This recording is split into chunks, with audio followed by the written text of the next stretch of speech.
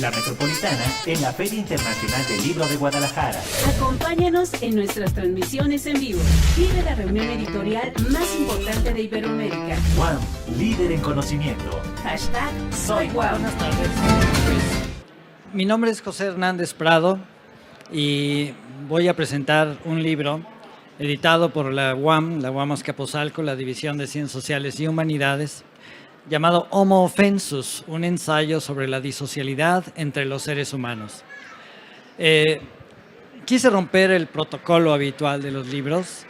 Me preguntaron al hacer esta presentación que quién vendría conmigo y la verdad descarté la posibilidad de invitar a otros colegas por la siguiente razón. Como les digo, quise romper el protocolo de invitar a gente que revisara el libro con mayor o menor prisa e hiciera un comentario que eventualmente pudiera resultar un comentario más comprometido que sincero, porque siempre está obligado el comentarista a decir cosas elogiosas sobre quien va a presentar un libro.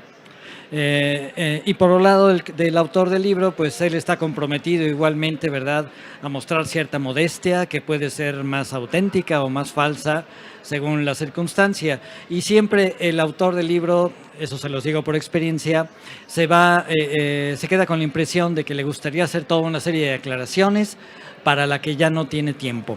Entonces preferí en esta ocasión mejor venir yo aquí a la feria, a la FIL de Guadalajara, este evento tan importante cultural a nivel nacional. Es la cuarta vez que estoy presentando un libro en estas ferias, ¿verdad? Lo cual siempre me gusta mucho, me honra mucho, me parece muy interesante contribuir con esto. Y pensé pues entonces en hacerlo personalmente, venir a platicarles de esta investigación, de este planteamiento que estoy haciendo con el título de este libro, Homo Offensus. Reitero, mi nombre es José Hernández Prado, soy profesor investigador de la UAM Azcapotzalco desde hace 40 años. Y bueno, para empezar a comentar pues el contenido, el planteamiento de este libro, he de decirles que se trata de un ensayo de estos que tanto hicieron pues colegas de un servidor y uno mismo durante la pandemia, ¿verdad? La pandemia nos obligó a encerrarnos, a de alguna manera tratar de hacer cosas de provecho en lo que la humanidad podía salir avante de este trance tan relevante. Y yo me entregué, digamos, a la confección de este ensayo en el que quise hacer una reflexión sobre los tiempos que estábamos viviendo justamente con esta situación de la pandemia, pero más allá de ellos también, toda la problemática política, social, económica que ha atravesado la humanidad desde el año 2019, finales, todo el año 2020, el año 2021. Y en fin, en este ensayo igualmente me propuse tratar de recuperar una experiencia docente que, como les digo, yo he venido pudiendo desarrollar gracias a trabajar en la UAM Azcapotzalco desde hace 4 décadas, incorporando una serie de reflexiones, de planteamientos que pudieran enriquecer el ensayo. Mi ensayo tiene una propuesta muy concreta que ahorita les quiero exponer y desde luego esa propuesta está argumentada con elementos sociológicos, que es un poco mi disciplina de formación, la sociología, pero también con elementos científicos en general y con elementos filosóficos, porque igualmente mi especialidad dentro de la tarea sociológica fue siempre la cuestión teórica y ello me llevó mucho a la filosofía. Yo hice mi licenciatura original en Sociología en la década de los 70 y después mis posgrados ya los llevé a cabo, ¿verdad?, en Filosofía. En la Facultad de Filosofía y Letras estudié mi maestría, mi doctorado. Allí hice una serie de descubrimientos que, la verdad, y como suele decir un amigo, dividen mi vida en 2 etapas, antes y después de eso. Y los descubrimientos que me permitió mi especialización, mis estudios de posgrado en filosofía, se reflejan en este volumen, se reflejan en este libro y los quiero destacar. Hace 30 años aproximadamente, cursando mi maestría en filosofía, me acerqué a la obra de filósofos mexicanos. Y uno en particular llamó mucho la atención y me parece un autor muy rico, muy importante, que le aporta muchísimo a nuestra cultura nacional y yo quise recuperar elementos de este rico autor en mi texto Homo Offensus. Me refiero a Antonio Caso. Todo el mundo conoce a Antonio Caso en toda gran Ciudad de México, empezando por la Ciudad de México misma. Puede haber calles dedicadas a Antonio Caso, pero nadie sabe quién es, qué hizo, en fin. Fue un gran filósofo, un gran pensador mexicano que hace su obra en la primera mitad del siglo XX, y ese conocimiento, pues yo traté de reivindicarlo. Antonio Caso me llevó a otro gran personaje que, por cierto, es aquí de Guadalajara. Es José María Vigil, un pensador porfiriano que tenía la peculiaridad como autor porfiriano de no ser positivista, de no ser un autor positivista propiamente, sino un autor muy universalista que trató de enriquecer la cultura del porfiriato más allá de las fronteras, los límites que intelectualmente y políticamente trazaba el positivismo entonces tan en boga. Y también hace 25 años, por mis estudios de filosofía, conocí a un autor que era muy compatible con los mexicanos, Caso y Vigil, y que me marcó de por vida. Me parece un autor muy importante a reivindicar en el medio cultural nacional y mundial. Y bueno, pues puedo decirles que este libro que hoy presentamos le dedica un buen espacio a este filósofo, a este personaje, y casi podría asegurar que en esta feria en la que ahorita estamos será el único libro de los millones de libros que ustedes puedan aquí encontrar y disfrutar que hable de este filósofo que les quiero destacar. El escocés Thomas Reid, filósofo del siglo XVIII, perteneciente al movimiento de la Ilustración, un gran filósofo ilustrado, contemporáneo del gran David Hume, del enorme, del inmenso Immanuel Kant, que tuvo la peculiaridad de reivindicar mucho algo muy importante, de estudiarlo, de entenderlo a fondo y reivindicarlo: el sentido común. Thomas Reid, este filósofo que vive de 1710 a 1796, fue el gran filósofo moderno del sentido común. Él reivindicó al sentido común. En otro de mis libros que he presentado aquí en la feria, lo he descrito como una suerte de Sancho Panza de la filosofía.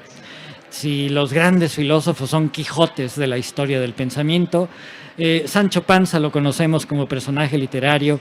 Es ese hombre sencillo, de gran sensatez, muy juicioso, que acompaña al ingenioso hidalgo Don Quijote de la Mancha en sus aventuras y lo trae a la tierra, lo ubica en la realidad permanentemente, ¿verdad?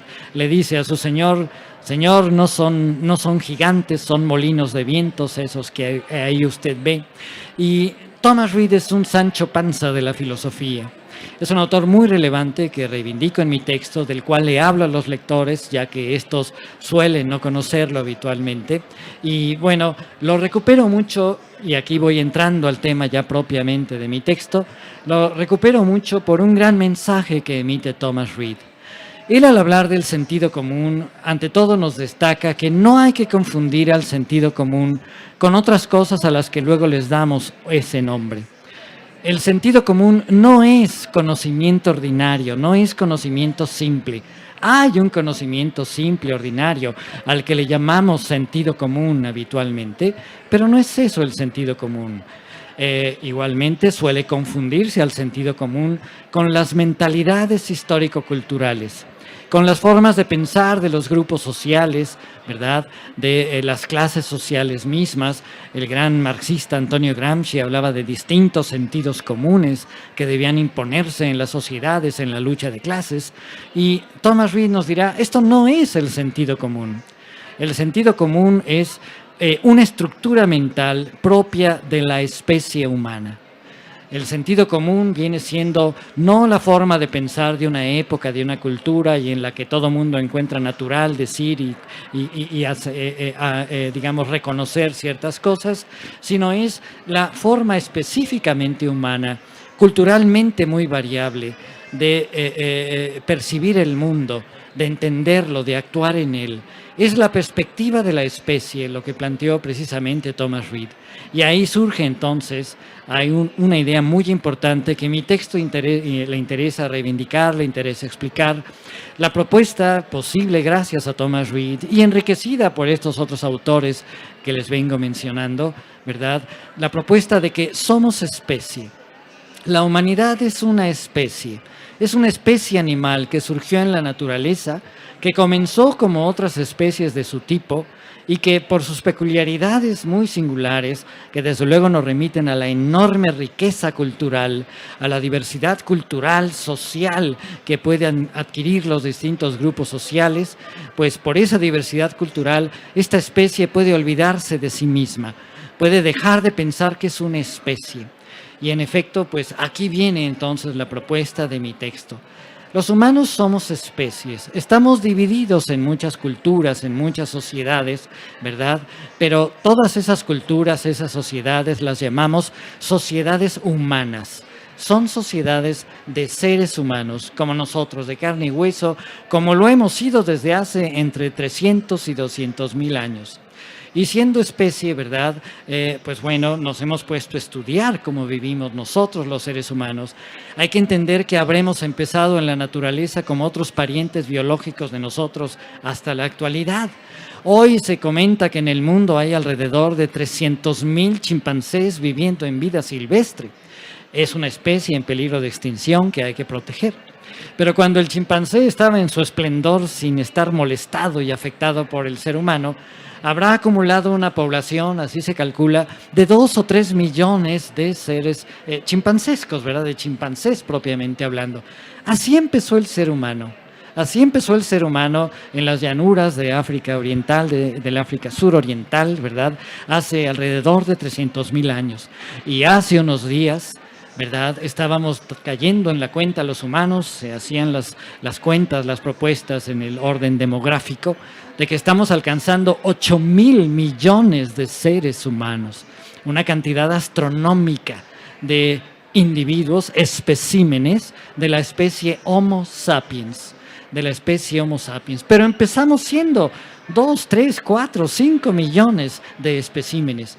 Y sin embargo, esta especie, a lo largo de su historia, ha sido una de las más exitosas en términos de adaptación a los ambientes que ofrece el planeta Tierra, y hemos llegado de esas pequeñas poblaciones semejantes a las que hoy tienen o tuvieron en su esplendor los grandes antropoides en la naturaleza, los chimpancés, los gorilas, los orangutanes o los bonobos, a la astronómica cantidad de 8.000 millones de seres humanos divididos en enormes y muy complejas y muy variadas sociedades a las que le llamamos todas ellas humanas. Y a esta especie le llamamos Homo sapiens. Desde el siglo XVIII, ¿verdad? Por el naturalista sueco Carlos Linneo, un taxonomista que se pone a clasificar las especies vivas, animales, vegetales, principalmente de las que tenía noticia, digamos, la civilización humana, las sociedades más avanzadas de aquellos días, ¿verdad? Se le dio el nombre, este naturalista le da el nombre a nuestra especie de Homo sapiens, el ser humano que sabe. Pero aquí entonces entramos a la propuesta que yo hago en el libro. La denominación Homo sapiens, incluso hasta la actualidad, es meramente aspiracional. No somos Homo sapiens. No hemos sido Homo sapiens, no hemos sido los seres humanos que sabemos. Más bien hemos sido Homo offensus. ¿Y qué es el Homo offensus? En nuestros días lo tenemos muy a la vista, lo tenemos a flor de piel en nosotros mismos, lo tenemos proliferando en nuestras sociedades actuales, contemporáneas, como la mexicana o la de todas partes del mundo. El Homo offensus es el hombre ofendido, el ser humano afectado, el ser humano oprimido, el ser humano indignado por lo que se le ha hecho, que reclama justicia, que busca precisamente reivindicar su propio ser frente a agresiones que recibe de sus propios congéneres. Siempre hemos sido Homo offensus y en ciertas circunstancias el Homo offensus florece muy particularmente. Vivimos tiempos actuales muy peculiares en el campo político-social que nos han llevado a la proliferación de los populismos, ¿verdad?, que hoy vivimos en México y en el mundo. Y bueno, pues precisamente el Homo offensus en buena medida es quien ha impulsado justamente esta circunstancia. Nos sentimos afectados por la desigualdad, queremos soluciones urgentes para nuestras sociedades y fácilmente caemos seducidos por propuestas de políticos que nos dicen: te han tratado muy mal hasta el momento, hay un montón de privilegiados que te han afectado, pero tú, que eres el pueblo oprimido, podrás superar todo eso si sigues mis políticas, si continúas con las cosas que yo propongo para ti. Y eso es un fenómeno que hemos visto proliferar justamente a lo largo del siglo XXI en cantidad de sociedades que reivindican muy claramente ese homo offensus. Pero bueno, la propuesta de mi libro con respecto al homo offensus es que hay una manera en que el homo offensus realmente se convierta en homo sapiens, deje su condición de offensus y se convierta en el ser humano al que ha aspirado a ser. Y esa manera es precisamente que nuestros logros civilizatorios, que nuestros desarrollos civilizatorios que en el ámbito político nos llevan precisamente a diversos sistemas de gobierno, diversos sistemas políticos que se han venido desarrollando, cultivando a lo largo de las civilizaciones humanas, pues bueno, entre esos sistemas políticos ha finalmente prosperado la democracia moderna.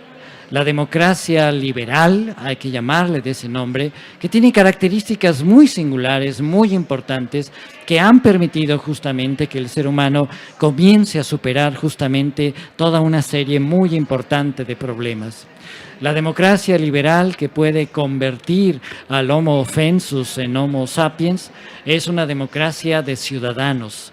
Es una democracia de seres humanos que se asumen como individuos responsables y que participan en sus sociedades, haciendo de sus democracias electorales, con reglas justas para todos, democracias constitucionalistas, con reglas que acepten la diversidad, la pluralidad que necesariamente plantean los individuos, miembros de las sociedades, de modo que es también una democracia tolerante.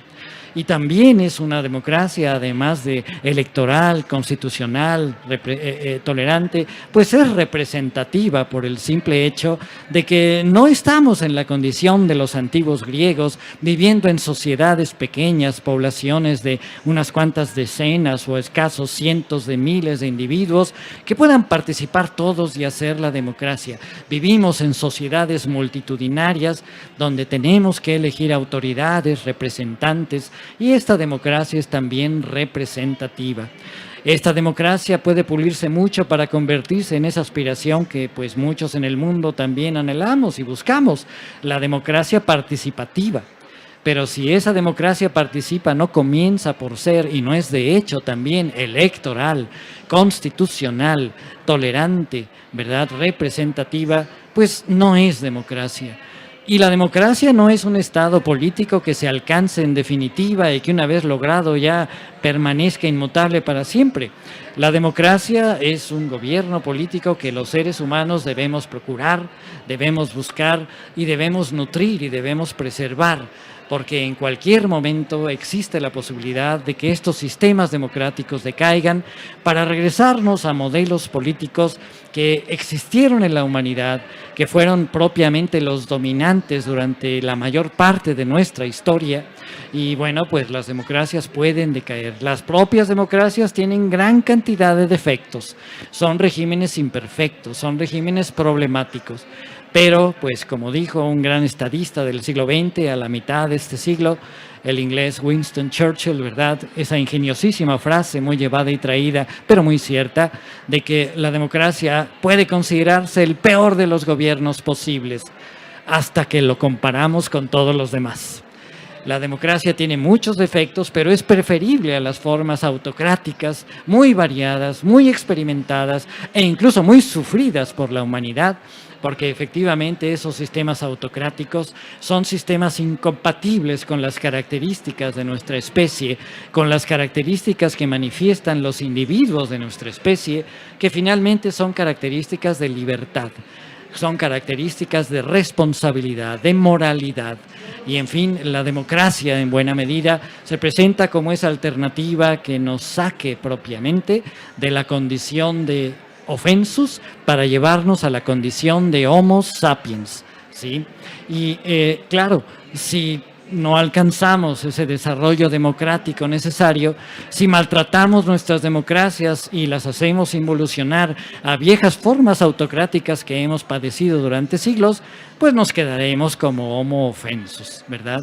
Pero en fin, ¿Cómo es que de alguna manera llegamos a este planteamiento sobre la democracia? Allí explico y permítanme considerar conceptos que están aludidos precisamente en el subtítulo de mi texto, ¿verdad? Mi texto tiene esta denominación que me parece importante mostrar, reivindicar, argumentar, la del homo offensus, pero tiene mi libro este subtítulo muy académico, ¿verdad? Muy formal, de un ensayo sobre la disocialidad entre los seres humanos. ¿Qué es eso? Quiero también aclarar este concepto de disocialidad como un concepto que surgiría a partir del concepto de eusocialidad. Un biólogo de nuestros tiempos que falleció justamente hace unos meses, el 26 de diciembre del 2021, que acaba de pasar, digamos, hace un mes, menos de un año, el biólogo norteamericano Edward Wilson, él reivindicó mucho este concepto de eusocialidad. La eusocialidad es buena socialidad. Es, en pocas palabras, socialidad cooperativa, capacidad de cooperación. La eusocialidad viene siendo buena socialidad en términos de una división del trabajo eficaz, de una división del trabajo que puede resolver los problemas de la colectividad de la especie en cuestión. Y este biólogo empezó a hablar de este concepto de eusocialidad remitiéndose a su propia especialidad, que era una especialidad tan inocente como inofensiva, como incluso, si se quiere, no tan relevante, no tan importante, ¿verdad? Este biólogo se concentró en estudiar las hormigas. Fue el gran biólogo, zoólogo, estudioso en el siglo XX de las hormigas.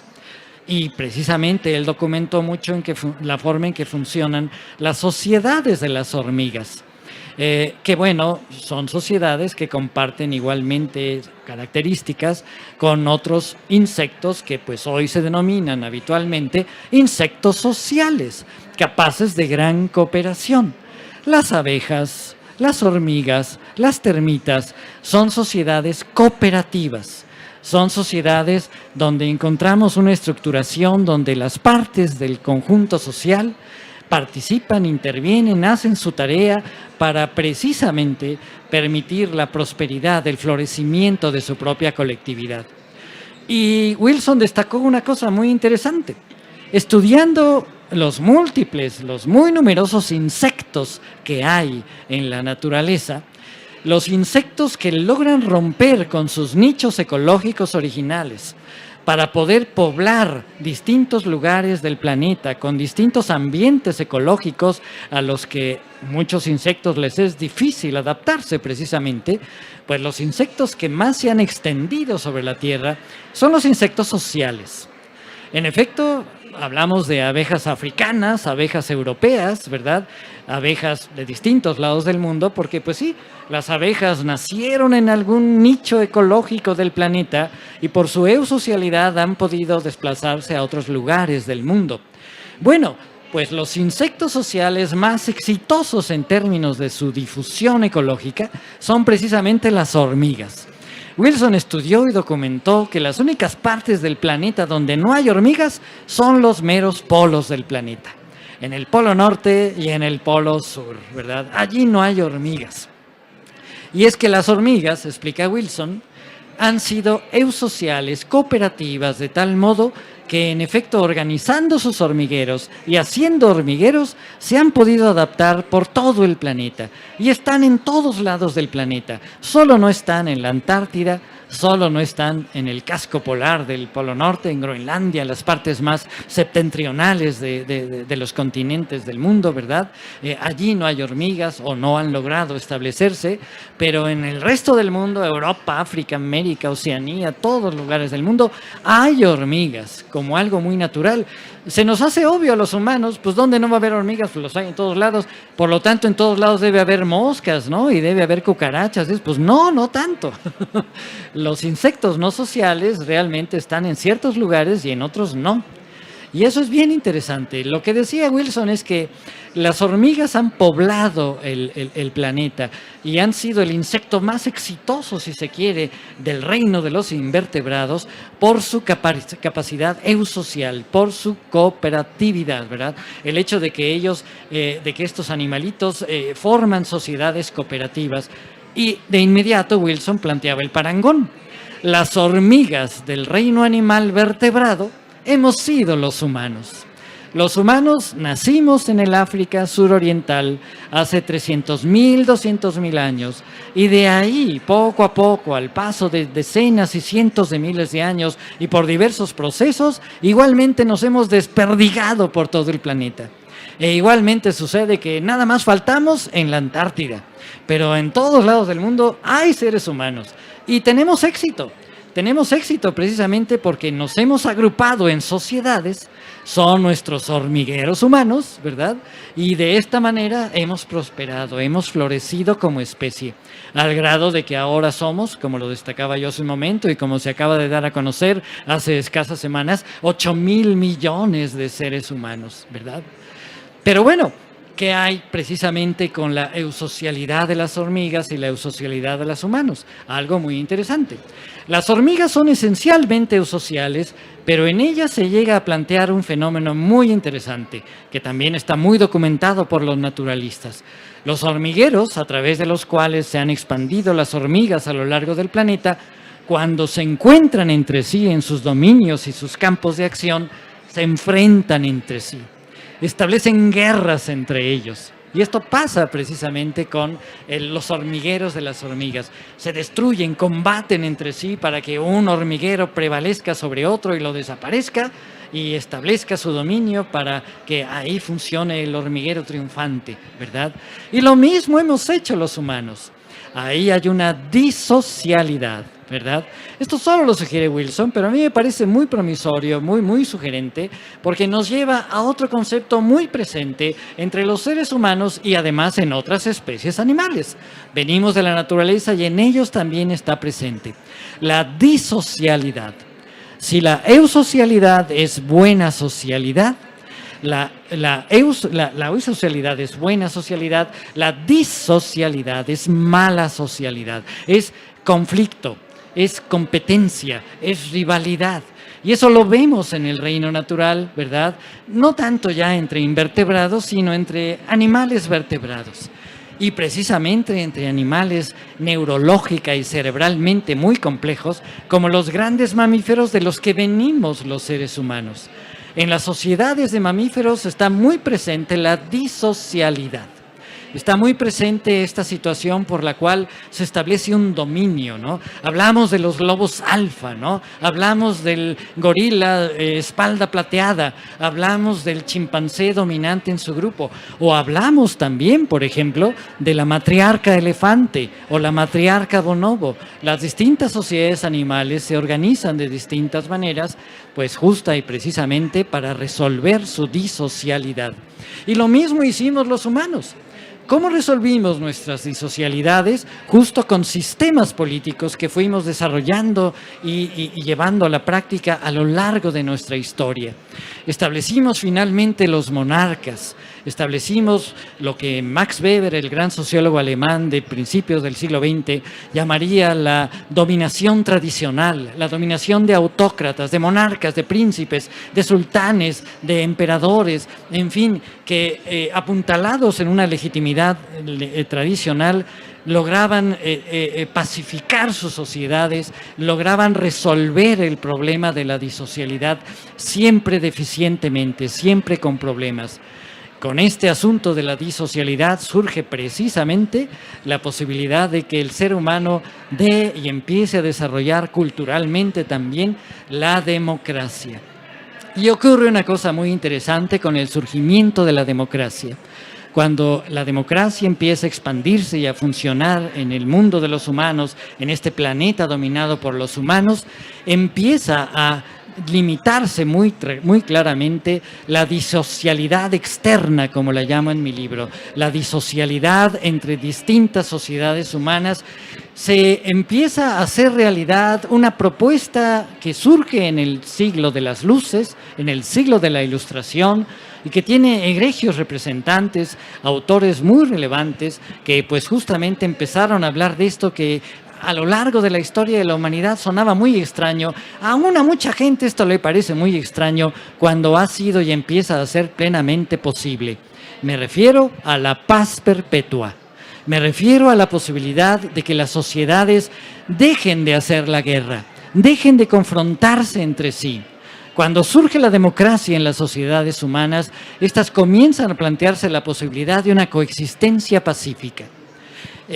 Ingleses y franceses, por ejemplo, desde que surgen como nacionalidades a lo largo de la Edad Media, todo el tiempo se la viven en guerras, precisamente combatiendo sus casas dinásticas y buscando el dominio de esos territorios. Pero cuando estos países, por avatares de la historia, se van haciendo democráticos, cuando la Tercera República Francesa se establece en la Francia de las décadas finales del siglo XIX, o la Inglaterra victoriana empieza a adquirir los visos de una democracia donde los reyes reinan pero no gobiernan, entonces surge a principios del siglo XX la entente cordial, como la llamaron los franceses, el acuerdo cordial. Y Francia e Inglaterra, por poner este ejemplo, dejan de hacerse la guerra al comenzar el siglo XX y se convierten en aliados, porque son democracias, porque son países democráticos. Hoy el mundo tiene una muy defectuosa y problemática Organización de las Naciones Unidas, o una ONU. Los humanos pudimos darnos esto, una ONU, y la podemos enriquecer y fortalecer mucho para que en efecto dejemos de hacernos la guerra entre nosotros, ¿verdad? Pero bueno, las hormigas, por ejemplo, nunca van a poder hacer esto.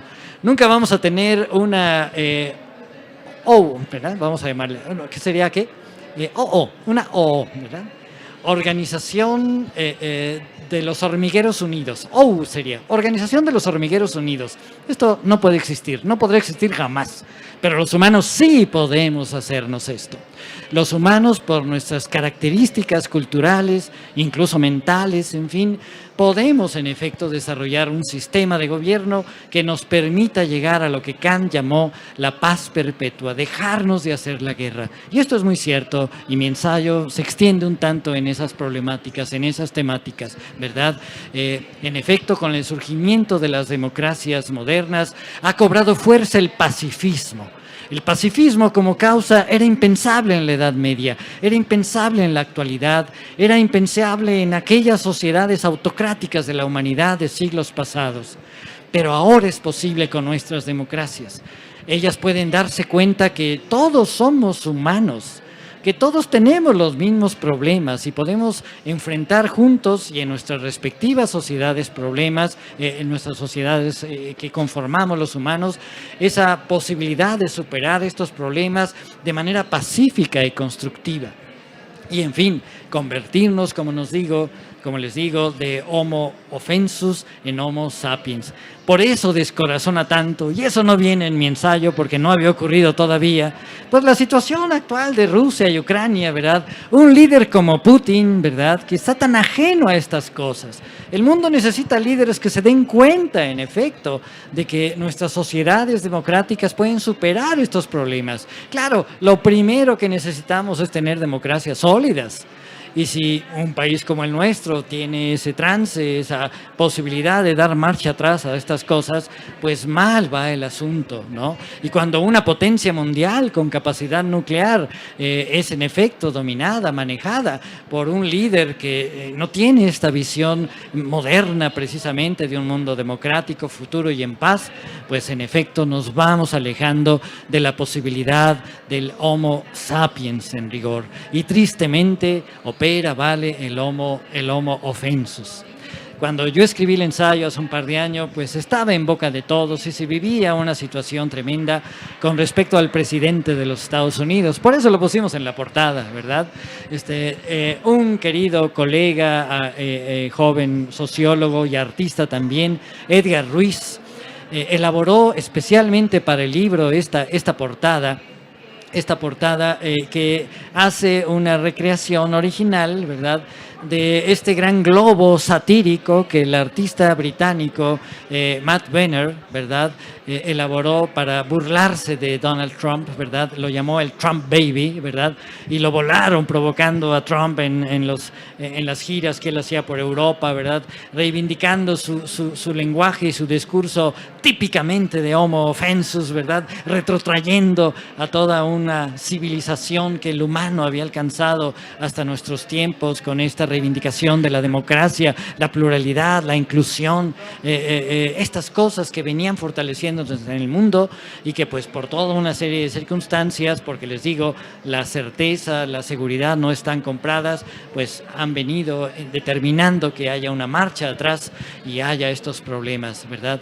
Entonces le hicimos esta portada al libro porque Trump estaba en boca de todos y en la situación actual, y hoy mismo todavía cabe el riesgo de que regrese este señor y siga causando los desastres que tanto causó en sus 4 años de gobierno, ¿no? Yo pienso que si este libro se hubiera publicado en estos días, me hubiera gustado poner en la portada no a Trump, sino a Putin, ¿verdad? Hacer ahí alguna caricatura, alguna cosa interesante sobre Putin. Pero en fin, esta es, querido auditorio, ¿verdad?, que nos sigue aquí presente y que ha seguido un tanto esta presentación, esta exposición. Esta es la idea del libro Homo Offensus, ¿verdad? Mi propuesta en síntesis viene siendo que lo que es hoy el ser humano es un Homo Offensus. Un ser humano indignado, ofendido, agredido y por lo tanto beligerante, que no reconoce en otros seres humanos a sus congéneres, sino que ve a otros seres humanos como miembros de especies diferentes, planetas diferentes, alienígenas agresivos que van a hacer daño a la propia sociedad. Y para colmo, ahora llegamos a la circunstancia de que dentro de nuestra propia sociedad también encontramos alienígenas agresivos, que son los privilegiados que van en contra del proyecto del gobierno, ¿verdad? Esto es muy importante para que superemos esta condición. La propuesta de mi libro es que seguiremos siendo homo offensus mientras no seamos capaces de vivir en democracias, mientras nuestras sociedades humanas no desarrollen la democracia. La democracia nos permite resolver nuestros problemas y aceptar nuestras realidades. Al lado de la democracia liberal, muy claramente, está la realidad del capitalismo, que obviamente indigna justamente y nos lleva de continuo a situaciones propias de homo offensus. Pero el mensaje de mi libro en este respecto es que, atención, momento, el capitalismo tiene raíces también en la naturaleza. El filósofo mexicano Antonio Caso, del que yo hablaba hace un momento, en 1916, en su gran libro llamado La existencia como economía y como caridad, dijo algo bien interesante y muy válido que incluso la ciencia contemporánea reivindica. Dijo Antonio Caso, toda la naturaleza funciona con una ley universal. Él la llamó la ley universal de la economía, que es la siguiente: el máximo provecho con el mínimo esfuerzo. Todo el cosmos, todo el universo funciona así. Se busca el máximo provecho con el mínimo esfuerzo. Nadie trabaja para perder, se trabaja para ganar. Entonces, perdón, pero el capitalismo tiene raíces en la naturaleza y lo que tenemos que hacer es no pensarlo como una situación social a la que se llega y de la que se sale, de la que se pueden ir las sociedades. Esto lo dijo Marx en el siglo XIX tratando de entender al capitalismo, pero Max Weber al iniciar el XX corregiría y diría, momento, el capitalismo ha llegado para quedarse y no llegó para quedarse en el capitalismo industrial salvaje del siglo XIX que nos afecta hasta el XXI. El ser humano siempre fue capitalista porque siempre comerció y el comercio siempre fue capitalista, siempre buscó la ganancia. Con las democracias lo que es posible es domar al capitalismo, es moderarlo, es encauzarlo por donde realmente lo necesitamos. Nadie va a trabajar para perder, necesitamos ganar, pero necesitamos hacer que esa riqueza resultado del capitalismo se expanda, digamos, se derrame sobre las sociedades en las que vivimos, y eso es posible. Con el surgimiento del capitalismo salvaje, industrial, hacia el año año 1800, con la Revolución Industrial, empezó a ocurrir lo que se llama el gran escape de la pobreza, de la injusticia, de la miseria. Lo reivindican muchos autores de la actualidad, como Steven Pinker, que menciono mucho en mi libro, o como el economista Angus Deaton, que en efecto dicen, a ver, antes de que surgiera el capitalismo, toda la humanidad vivía miserable, toda la humanidad vivía mal. Los únicos que vivían bien eran los aristócratas de las sociedades, que eran una pequeña porción de esas sociedades y eran la gente de sangre azul, privilegiada, por encima de los demás. Esa vivía bien y dentro de lo que cabía, porque tampoco tenían todas consigo, ¿verdad? ¿Cuántos reyes de Europa en la Edad Media y en el Renacimiento no murieron de enfermedades que hoy es facilísimo curar y prevenir, ¿verdad? Y esa pobre gente se vio expuesta a cosas tan miserables que afectaron a la humanidad a lo largo de los siglos, a pesar de que eran los privilegiados. Aquí es bien importante ubicar que el capitalismo, la democracia, el liberalismo, en pocas palabras, político, económico, realmente es la posibilidad, abre la posibilidad de escapar a nuestros problemas, de resolverlos. Debemos de procurar que el gran escape de la pobreza sea universal, y eso solo se va a lograr con sociedades democráticas que hagan de el Homo offensus que hoy somos un verdadero, un auténtico Homo sapiens. El Homo sapiens ha sido, y espero que no siga siendo, deberíamos trabajar todos por eso, un nombre, un título aspiracional. Para hacerlo una realidad, tendremos que hacernos democráticos. Eso resume en 5 palabras lo que yo digo en este ensayo de 260 páginas, ¿verdad? Y en fin, pues hasta aquí, ¿verdad? El tiempo se acaba y les digo, yo quería hablar en extenso de lo que quiero proponer en el libro, pero espero que sea sugerente. Los invito a leer esta y otras propuestas que van en esta dirección. En los minutitos que quedan, no sé si alguien de ustedes quiera hacer alguna pregunta. Por favor, sí. Muy buenas tardes, maestro. Felicidades por su exposición. Ya vi su... que es SNID 2, felicidades también, lo felicito por su trayectoria académica.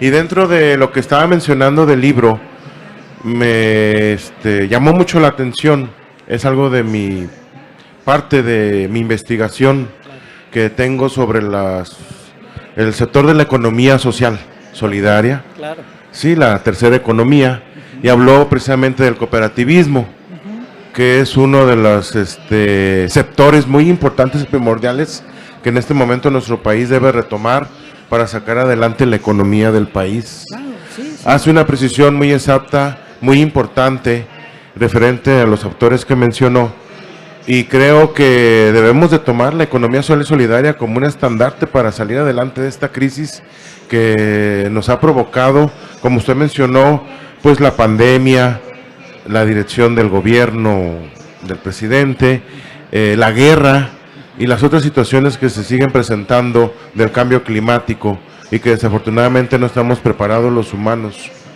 con esa economía social y solidaria para poderla enfrentar de una forma solidaria y que sea un beneficio común y colectivo, como usted lo menciona, social. Sí. Lo felicito por su obra y estamos a la orden, maestro. Sí, muchas gracias y muy de acuerdo con usted. Justo hay que buscar esas formas productivas, ¿verdad?, que impliquen la posibilidad de negocios eficientes, negocios que dejen y que derramen lo que ellos produzcan para beneficio de la gente, ¿no?, para beneficio de la colectividad. Lo felicito por su labor, por su reivindicación de esto. Coincido con ustedes que es el tipo de fórmulas que hay que buscar. Una cosa muy interesante, cuando surge el capitalismo salvaje de la revolución industrial del siglo XVIII, ya aún entonces hubo voces que protestaban, que se daban cuenta de lo peligroso que era el capital monopolista, en manos de gente que monopolizara todo y se quedara con todo, ¿verdad?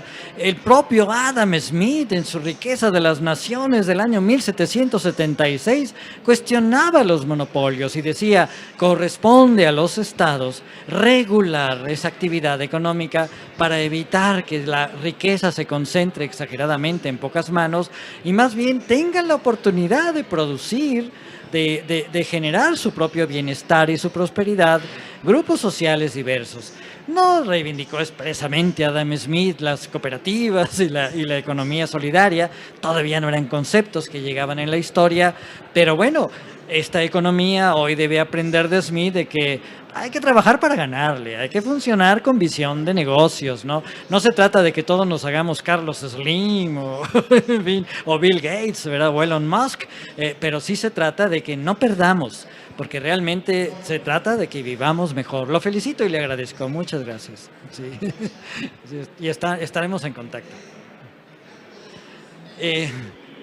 ¿Alguna otra pregunta más? ¿Alguna otra inquietud? Si alguien, aquí, sí. Maestro, buenas tardes. Bueno, creo yo que el egoísmo del ser humano lleva a ver por uno mismo, ¿no? Bueno, creo que los judíos tratan a su sociedad pues en ayudarse unos con otros, y creo que es un modelo básico para quitar ese que esto es mío, como ese niño que agarra un juguete y mío, o sea, como abrir ese panorama mentalmente al decir voy a dar porque de esto voy a recibir también, ¿no? El dar también es el recibir, pero también buscar el bienestar para generar esas oportunidades para que haya una sociedad más económicamente fortalecida, sin dañar también el medio ambiente, porque también somos destructivos en ese aspecto. Claro. Entonces, se me hace muy interesante su libro, todo lo que plasma, cómo las hormigas y todas hacen esas sociedades. Fascinante. Pero nosotros que somos pensantes y tenemos esa capacidad de ver esa necesidad humana, pues yo me ha tocado pasar de largo cuando veo a una persona necesitada, o sea, como ese prójimo que no quiero verlo porque tengo prisa, tengo que ir a llegar a trabajar y eso, y no puedo quedarme o eso, pero creo que el humanismo también es importante en ese aspecto. Por supuesto, muchas gracias, le agradezco. Gracias. Y totalmente de acuerdo con usted. Hay muchas experiencias culturales, sociales, humanas, que justo compensan algo que es muy natural a nosotros los seres humanos, y es esa tendencia egoísta. Yo mencionaba al principio de mi exposición que un autor que ilumina mucho todas las reflexiones que les he planteado es el escocés Thomas Reid, y él justamente en su filosofía del sentido común nos decía, hay que entender que el humano tiene esas dos grandes tendencias. Tiene apetitos y deseos que lo hacen egoísta.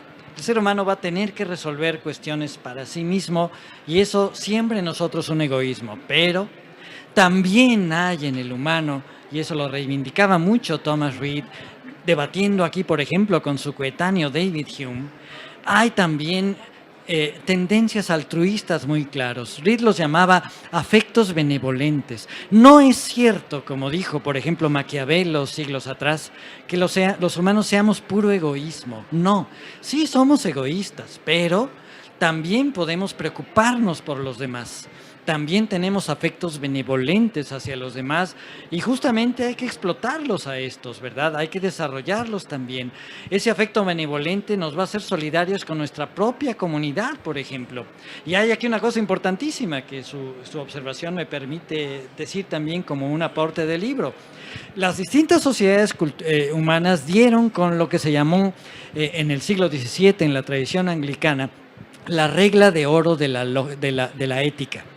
Esta regla es, no le hagas a otros lo que no te gustaría que te hicieran a ti en las mismas circunstancias. Pero por nuestros hormigueros humanos solemos aplicar esa regla solo a nuestras colectividades. Y es muy natural. Anteponemos luego la lealtad a nuestro grupo, fruto del afecto benevolente del espíritu comunitario, a este mandato de la ética que nos diría, no le hagas a otros lo que considerarías injusto que te hicieran a ti. O como dijo elegantemente Kant en sus textos de ética, ¿verdad? Actúa siempre de modo tal que la máxima de tu conducta pueda ser una ley universal de la naturaleza, ¿verdad? Es lo mismo, la ley digamos, de oro de la ética. Bueno, las democracias permiten precisamente hacernos entender que la regla de oro de la ética vale para todos los humanos, no nada más para nuestros grupos. Y finalmente llegamos a eso por lo que usted dice, ¿verdad?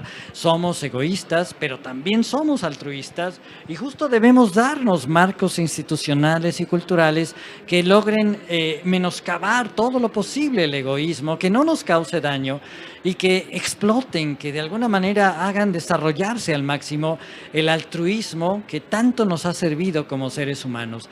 Y ahora estamos en posibilidades de romper ese altruismo para que no quede concentrado solamente en nuestras especies, en nuestras comunidades. Podemos romper el techo de cristal de esa ley de oro de la ética aplicable solo a nuestras comunidades para hacerlo extensivo a toda la humanidad. Y eso reivindican las grandes religiones también, ¿no? Cristianismo, judaísmo, islam, en fin, ¿no? Es sensacional. Muchas gracias. Sí. Maestro, es cierto lo que dice usted, que las sociedades dicen no hagas como te gustaría que te hicieran. Y Jesucristo, nuestro Señor, dijo haz como te gustaría que te hicieran. Y el hecho de hacer implica el esfuerzo, haz. Claro. Y eso me impacta porque el otro no hagas, no te voy a hacer, no. Y son pero lenguajes universales, claro. Haz. Y me impacta esa frase. No sé. Le agradezco mucho. Gracias. Okay. Y son parte de los principios y valores cooperativos. Claro, exactamente. Ayuda mutua, Todo servicio entre ambos, claro. ayuda a las cooperativas, Así etcétera, etcétera. Tener el bienestar colectivo, el bienestar social para todos los agremiados. Claro. Gracias, maestro. Bien, ¿no? A ustedes, muchas gracias. Y creo que el tiempo se nos ha acabado, ¿verdad? Pero muchas gracias a ustedes. Les agradezco. Muy bien.